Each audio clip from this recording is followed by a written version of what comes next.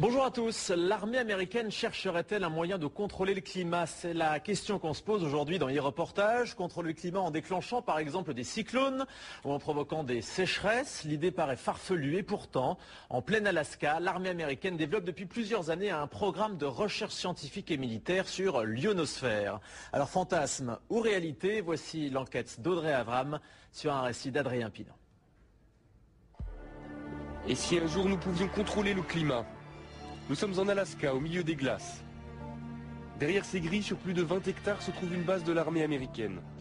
De loin, on distingue une forêt d'antennes de plus de 20 mètres de haut. Il y en a plus de 80. Officiellement, cette base abrite un programme de recherche scientifique et militaire sur l'ionosphère, l'une des couches de l'atmosphère. Nom de code, HAARP. Un nom qui suscite de nombreuses rumeurs et interrogations depuis des années. On pense généralement que les Américains y étudient le contrôle des communications, voire des phénomènes climatiques. Nick Begich est chercheur, cela fait 15 ans qu'il tente d'en savoir plus sur les expériences menées au cœur de l'Alaska. Après plusieurs années d'enquête, il est arrivé à rentrer en contact avec l'un des concepteurs du projet HAARP, le physicien Bernard Island, qui veut lui donner accès à des données confidentielles.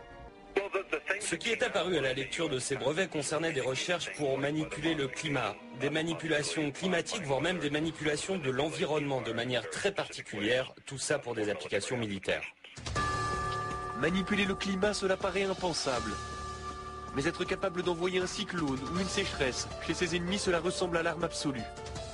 Les Américains essaient-ils vraiment de contrôler les phénomènes climatiques? C'est ce que croit Luc Mampey, chercheur pour le groupe de recherche et d'information sur la paix et la sécurité. Je fais référence notamment à un rapport publié par l'US Air Force vers la fin des années 90 et qui s'appelait Air Force 2025, où très clairement l'US Air Force évoque là toutes les recherches qui devraient être faites à des fins militaires de manière à pouvoir avoir un certain impact sur les phénomènes météorologiques, de manière à pouvoir faciliter les opérations militaires amis et rendre plus compliquées les opérations militaires ennemies. Les Américains travailleraient sur la maîtrise du climat depuis les années 60. Il y a des premiers essais qui ont été faits au moment de la guerre du Vietnam, où là, effectivement, on a, par des procédés physico-chimiques, essayé de provoquer des intempéries, des averses extrêmement fortes. En 1967, en pleine guerre du Vietnam, les Américains se livrent à une expérience étonnante. Ils déversent une substance chimique au-dessus des nuages. Le but, faire en sorte que les pluies torrentielles de la mousson se propagent au Nord-Vietnam jusqu'aux bases de leurs adversaires. Le plus étonnant, c'est que cela a marché. Alors HAARP pourrait-il être la suite de ces premiers essais? Ce qui concerne les modifications environnementales et climatiques, c'est un enjeu militaire aux États-Unis depuis certainement 50 ans. Et cela implique des technologies, des procédés, des techniques très proches de ce qui est mis aujourd'hui en œuvre dans le cadre du programme HAARP. HAARP suscite l'inquiétude, au point qu'en 1997, le Parlement européen met sur pied une commission d'enquête sur la possibilité de manipuler le climat à des fins militaires. Très vite, les parlementaires font des découvertes alarmantes. Ils apprennent par exemple que HAARP émet un rayon qui chauffe et qui perturbe l'ionosphère, une couche de l'atmosphère chargée de nous protéger des rayonnements solaires. Ernest Gelscher, député européen, a participé à cette commission. Ce genre de projet, de planter des antennes et d'envoyer un signal dans l'ionosphère, tout d'abord c'est fait par les militaires.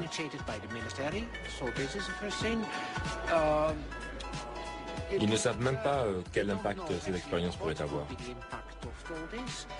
Je pense que derrière tout ça, il y a des objectifs militaires qui pourraient être un peu plus ambitieux, un peu plus vastes que ceux qu'ils veulent bien admettre en public. Très vite, les travaux de la commission se heurtent au refus américain de s'exprimer sur HAARP. À l'époque, le président de la commission est un parlementaire britannique, il s'appelle Tom Spencer. Convaincu du danger que le projet pourrait représenter, il essaie d'obtenir des précisions de la part des responsables américains, mais sans succès.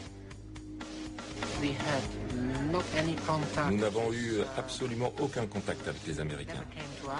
Ils ne sont jamais venus. Pendant les auditions, Tom Spencer lui-même leur a dit qu'ils seraient les bienvenus au Parlement européen.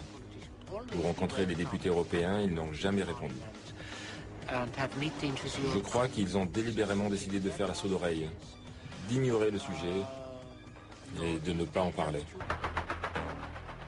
Un incident va vite calmer les ardeurs de Tom Spencer. En 1999, le président de la commission fait la une des journaux à scandale. Il a été interpellé par la douane à l'aéroport de Londres. En fouillant sa valise, les douaniers ont découvert une vidéo pornographique gay et quelques grammes de cannabis. La carrière politique du député est brisée, la commission déstabilisée. Nick Begich a gardé le contact avec l'ancien député.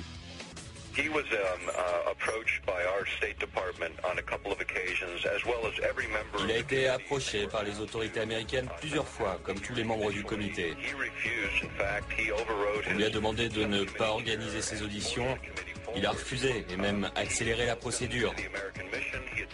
Il a essayé de parler avec les Américains, il a essayé de parler avec l'OTAN. Un jour, il a même appelé Al Gore devant moi. Ils étaient amis depuis des années et Al Gore a refusé de le prendre au téléphone de la Maison Blanche. Il était vice-président à l'époque. Ce qui s'est passé, c'est que tout le monde a dit à Spencer de rester en dehors de tout ça et il ne l'a pas fait. C'est regrettable car nous avons perdu un champion sur ce problème. Après la mise sur la touche de Tom Spencer, les investigations de la commission d'enquête cessent. Cela n'empêche pas de nombreux chercheurs de continuer à se poser des questions sur les expériences menées par l'armée américaine en Alaska. C'est le cas du physicien Jean-Jacques Berthelier. Son laboratoire est en contact direct avec Demeter, un satellite doté de nombreux instruments de mesure qui passe régulièrement au-dessus de la base américaine. Lorsqu'on passe au-dessus de Harp, on voit quelque chose qui n'a pas l'air, pour un profane, n'est pas très étonnant, mais on voit ici un signal à 1 méga, à peu près un petit peu plus de 1 méga, qui est une émission dont on sait que c'est émis par Harp. Donc, vous voyez bien que dans le milieu naturel, il n'y a pas ce genre d'émission. Et ce qu'on voit surtout qui est intriguant, c'est le fait qu'on a une baisse d'un facteur 2 ou 3 de la densité et une augmentation assez sensible de la température. Ce qui montre que Harp arrive à modifier quand même assez profondément l'ionosphère. Ainsi, le projet HARP fonctionne et son rayon peut modifier l'ionosphère. Mais il n'y a pas de preuve formelle que l'objectif est de pouvoir manipuler le climat à des fins militaires. Pourtant, le docteur Begich est persuadé que l'armée américaine possède une arme d'une puissance sans précédent. On va continuer à parler de ce projet pour sensibiliser le public et pour convaincre les politiques de prendre les choses en main. Pour nos libertés, pour nos vies privées, personne ne peut l'ignorer. HARP, c'est l'une des pièces d'un puzzle très complexe. Le silence de l'armée américaine alimente les peurs et les fantasmes. Personne ne sait si les militaires essaient effectivement de contrôler les phénomènes météorologiques. Mais il est certain que les expériences qui sont menées dans les neiges de l'Alaska perturbent le ciel au-dessus de nos têtes. Des expériences dont nous ne connaîtrons les conséquences que dans quelques années.